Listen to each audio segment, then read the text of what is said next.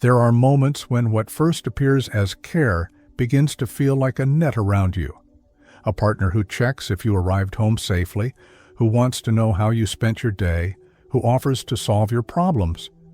At first, it feels protective. It feels like love.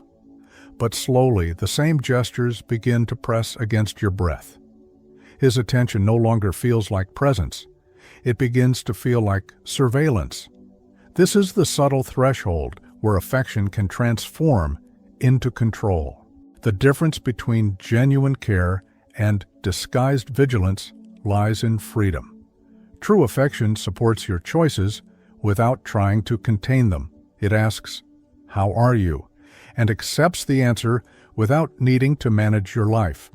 Control, however, wears a mask. It asks the same question, but the tone carries weight. There is an expectation that you justify yourself, that your actions align with his sense of safety, even if it costs you your independence. Affection comforts, control restricts. Carl Jung wrote about how archetypes carry both light and shadow. The archetype of the protector, when balanced, brings security and strength to a relationship. It reassures, "You are safe with me." But when distorted by fear or by the need to dominate, the same protector becomes a warden. His care becomes a cage. His affection, once a gift, turns into a chain. The very energy meant to nurture now confines. In this distortion, his gestures of help are no longer about you. They are about his need to keep you within reach, to limit your autonomy in the name of love. You may have felt this shift before. A ride offered home becomes a constant insistence that you should not drive yourself. A suggestion to rest turns into pressure not to pursue the activities that bring you joy. His reminders to eat or sleep start to carry a tone of authority, as if you cannot manage your own body without his oversight. These are not acts of partnership. They are subtle forms of disempowerment. They create the impression that your freedom is risky, that your independence is dangerous, and that his presence is the only safe option. Over time, the message seeps in. Without him, you are vulnerable. With him, you are secure, but only if you obey the invisible lines he draws. This pattern often begins quietly, a hand on your shoulder that lingers a little too long when you turn away, a question about your schedule that sounds tender, but is always followed by commentary on what you should or should not do, a gesture of help that arrives unasked and then becomes expected. What first seemed like care begins to erode your sense of agency. You notice you hesitate before making plans. You wait for his opinion before making decisions. Slowly, your life narrows until his approval becomes the condition for your own movement. In Jungian terms, this is the shadow side of protection. Every archetype contains its opposite within it. The protector can easily transform into the captor when his unconscious fear of abandonment disguises itself as affection. He may not even realize he is doing it. To him, every gesture feels like love. But to you, the weight grows heavier each day. The irony is that the very energy meant to bring closeness becomes the force that suffocates intimacy. Because love cannot breathe in captivity. Recognizing this shift is the first act of reclaiming clarity. Ask yourself, does his care expand my life or limit it? Does it empower my choices or require me to surrender them? True love says, I am here beside you. Control disguised as love says, I must be above you. The difference is subtle, but life-changing. Affection without freedom is not affection. It is possession in softer clothes. And once you see it, you can no longer pretend it is simply love. It is the shadow of love, and it must be named before it consumes the light. Praise can be nourishing when it flows freely, but it becomes poison when it arrives with strings attached. At first, his words may sound uplifting. He notices your new dress, your careful work, the way you smiled across the table. Yet in time, you realize the compliments come in cycles. He builds you up, then subtly withdraws, only to return with another wave of approval when you begin to doubt yourself. This elevate-withdraw-elevate rhythm creates a dependency. You find yourself waiting for his next affirmation, as though your worth must be confirmed by his voice.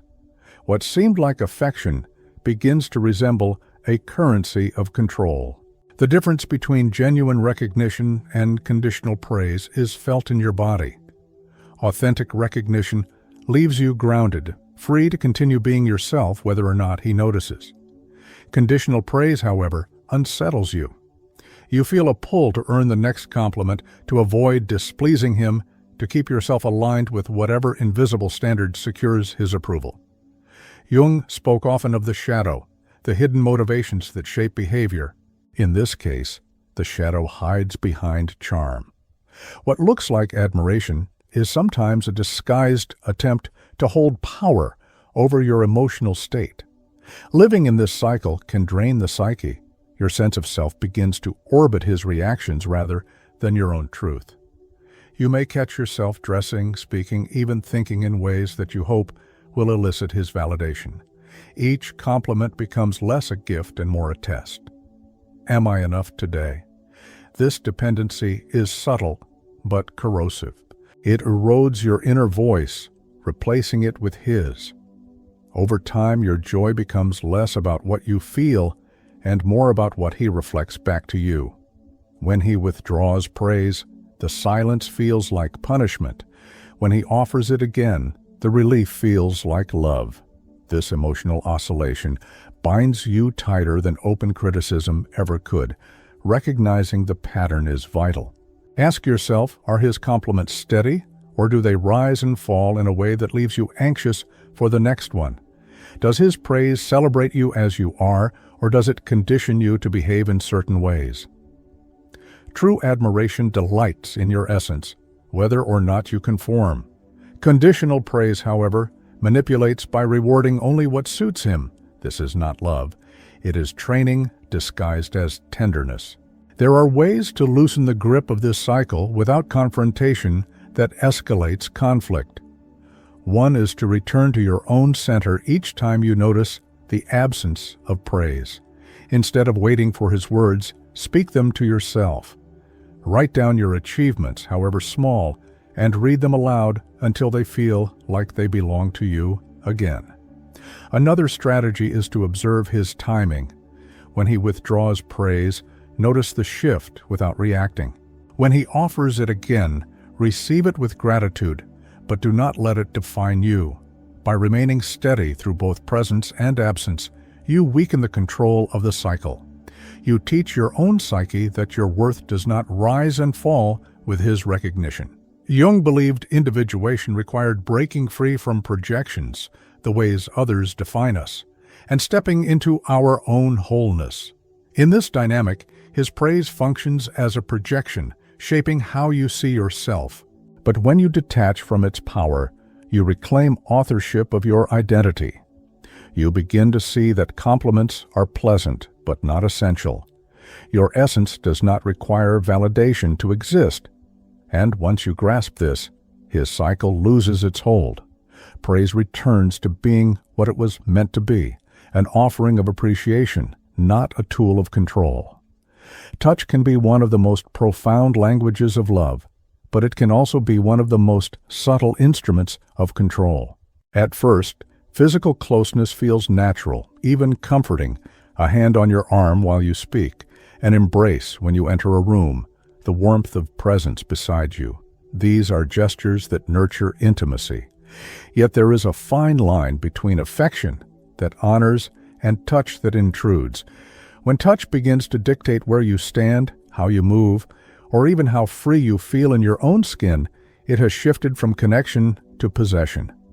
The difference is in the intention behind it. A loving touch asks for nothing. It simply accompanies. A controlling touch, however, occupies space. It lingers when you try to step away. It appears at moments when you are uncertain, as if to remind you of dependence. It directs rather than embraces. Jung's idea of the shadow illuminates this distortion. What appears as warmth may conceal fear of losing control. A man may not even recognize it, but his need to keep you close transforms affection into a subtle form of dominance. Perhaps you have felt it, the way a hand rests on your lower back, guiding you toward or away from others, as if silently claiming authority, or the embrace that feels too tight when you are ready to release, turning comfort into confinement. Even the insistence on constant proximity, sitting closer than you wish, brushing against you repeatedly, can begin to erode your sense of personal space. These gestures, though often wrapped in tenderness, carry an unspoken message. Your body is not entirely your own. The psychological impact of such patterns is gradual but deep. You may notice you hesitate to move freely, to decline touch, or to carve physical distance when you need it. Your body learns to anticipate his gestures, adapting to avoid discomfort or conflict. Over time, your autonomy shrinks. What once felt like closeness begins to feel like a silent leash, pulling you back each time you try to step away. Love that does not respect boundaries of the body cannot truly nurture the soul. To become aware of this dynamic, you must return to your own senses. Jung emphasized that individuation, the journey toward wholeness, requires listening to the signals of the unconscious. Your body is one such signal. Pay attention to how it reacts in moments of touch. Do your shoulders relax, or do they tense? Does your breath deepen, or does it shorten? These small cues reveal truths your mind may try to dismiss. Affection that feels nourishing will leave you more open. Affection that masks control will leave you constricted. Simple exercises can sharpen this awareness. Sit quietly after interactions and notice the sensations in your body. Ask yourself, did that touch honor me, or did it claim me? Practice setting small boundaries in safe ways, such as moving slightly when you need space, and observe the response. A partner who loves without control will respect the shift. A partner who fears losing influence may resist, revealing the true nature behind his gestures. When you learn to distinguish between touch that gives and touch that takes, you reclaim sovereignty over your own presence.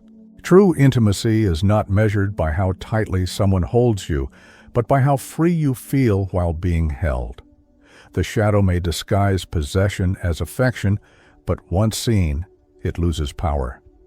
In that clarity, you can begin to choose differently, not out of fear, but out of devotion to your own freedom. Excessive care often arrives dressed as generosity, yet it leaves a subtle weight behind. A man brings you gifts you never asked for, insists on solving problems you never voiced, or takes charge of tasks you preferred to handle yourself. On the surface, it seems thoughtful, but with each gesture comes an invisible ledger, an unspoken expectation that you will now shape your choices around his effort. The gift becomes a contract. The favor becomes a form of leverage. What looks like devotion slowly reveals itself as control. This is how boundaries weaken under the guise of love. Instead of feeling supported, you begin to feel indebted. His constant involvement gradually erases your individuality until your own rhythm is replaced by his. Jung's teachings remind us that what matters is not the outer form of behavior, but the inner energy behind it. In its light side, care is a reflection of the archetype of the nurturer, offering support that empowers. In its shadow, the same archetype becomes suffocating, demanding that gratitude be paid with obedience. The danger lies in confusing dedication with disguised control.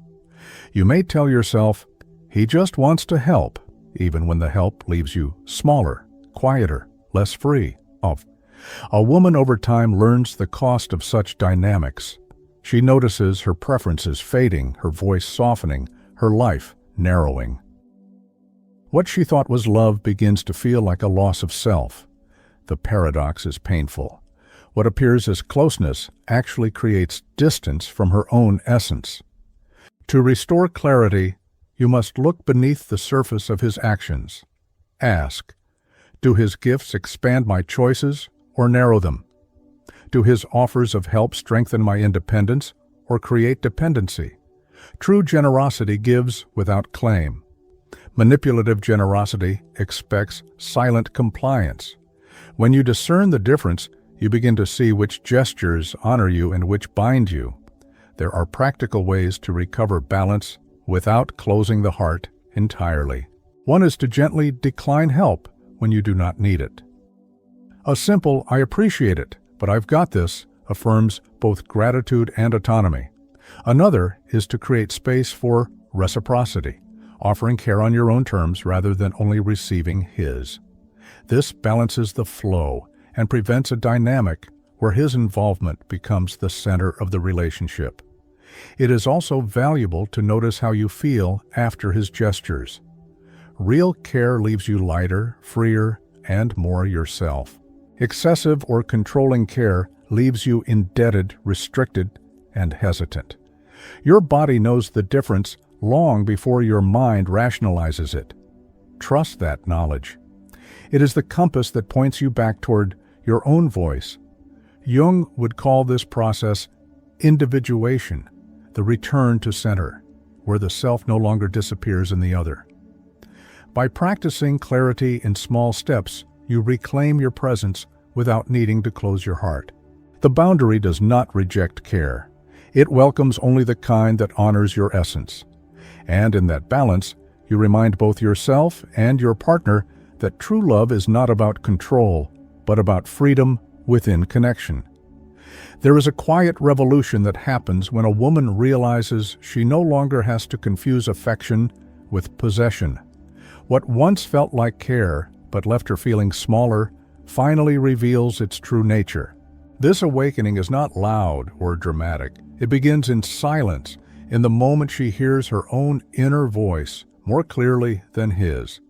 Jung described individuation as the process of returning to the center of oneself, and this is what happens when she begins to separate genuine love from emotional control.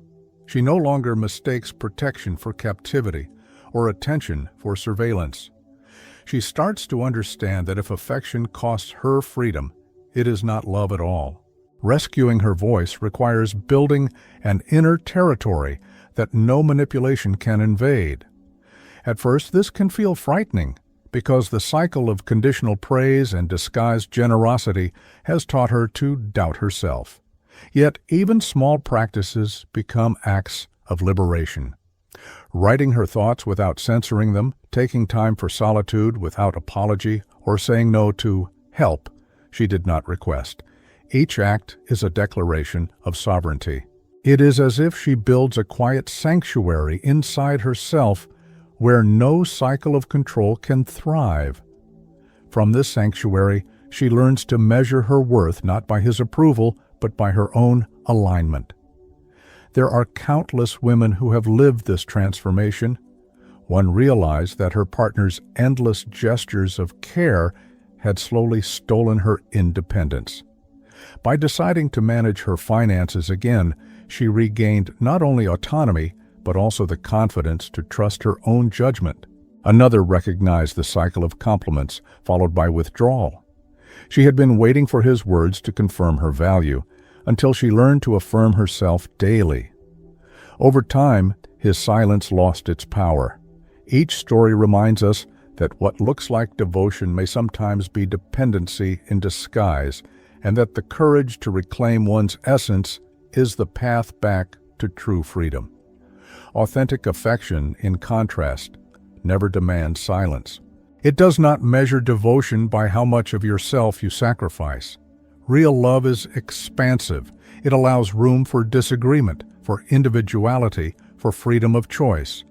It respects solitude as much as togetherness.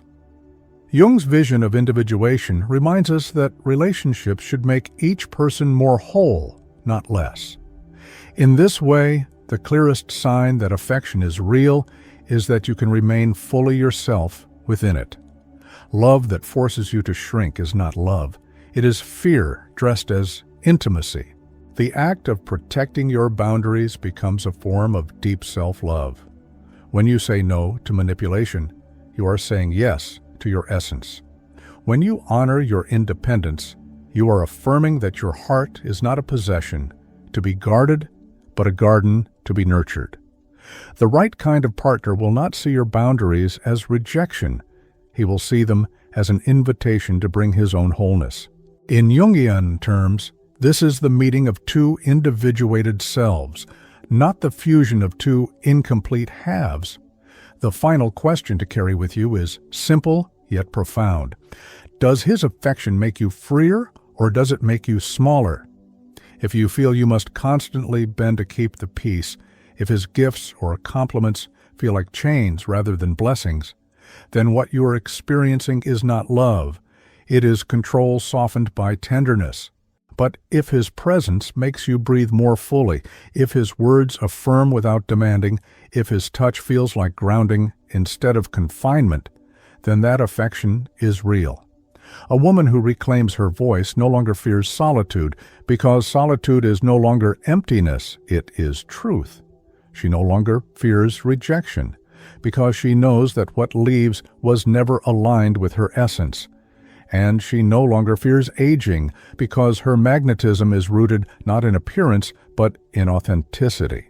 The deepest transformation is this: the discovery that love which imprisons is not worth keeping, while love that expands is worth waiting for. By honoring your own boundaries, you do not close the door to love. You open it to the only kind of love that deserves to stay.